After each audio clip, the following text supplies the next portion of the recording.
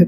So அப்ப சளி அதிகமா இருக்கும்போது காலில் இந்த மாதிரி ஒரு வளவளப்பு தன்மை நீங்க தென்படும். ஸோ அது மட்டும் இல்லாம அந்த காலுடைய மேல் பகுதி பாருங்க, அதாவது அந்த கட்டை விரலுக்கு கீழே அருகாமையில இருக்க நம்ம மார்க் பண்ணி காட்டுறோம். ஸோ அந்த பகுதி எப்படி கருத்து போயிருக்கு. ஸோ அப்ப நுரையீரல்ல இருந்து வயிற்று பகுதி வரைக்கும் சளிக்கழிவுகள் தேங்கி இருக்குங்கிறத கண்ணாடி போல காமிக்குது. அடுத்த போட்டோ பாருங்க, அதுல காலுடைய நடுப்பகுதி எப்படி உள்வாங்கி கருத்து போயிருக்கிறது.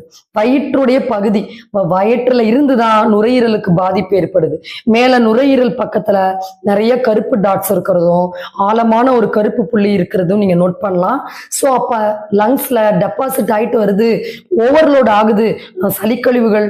இந்த மாதிரி சிம்டம்ஸ் கால்லயே நம்ம என்ன பண்ணிக்கலாம், கோல்டு ப்ராப்ளம் காஃப் ப்ராப்ளம் வரதுக்கு முன்னாடி, ஆஸ்மா ப்ராப்ளம்ஸ்லாம் ஸ்டார்ட் ஆகிறதுக்கு முன்னாடியே நம்ம இந்த அறிகுறிகளை வச்சு ஈஸியா கண்டுபிடிச்சிக்கலாம். அதை ஸ்டாப் பண்றதுக்கான ஹோம் ரெமெடிஸையும் நம்ம டிசைன் பண்ணிக்கலாம்.